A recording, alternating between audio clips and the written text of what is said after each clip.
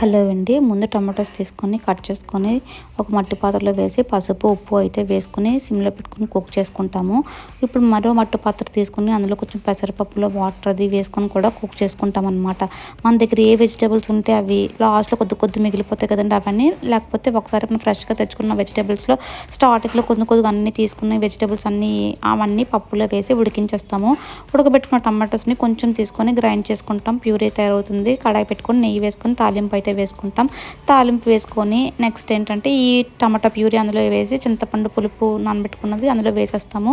ఈ కొంచెం మరుగుతుంది. మరిగిన తర్వాత ఈ పప్పులో అయితే వేసేస్తామండి. అంతే, చాలా కమ్మగా ఉండే పప్పు మిక్స్డ్ వెజిటేబుల్స్తో అయితే రెడీ అయిపోతుంది. దీంట్లో రైస్ వేస్తే బిస్మిల్లాబాత్ అయిపోతుందండి. అంతే, టేస్టీగా కమ్మగా ఉండే పప్పు అయితే రెడీ అయిపోయినట్టేనండి. ఈ పప్పు అయితే రోటీస్తో అయినా రైస్తో అయినా చాలా బాగుంటుంది. మీరు కూడా ట్రై చేయండి. బాయ్.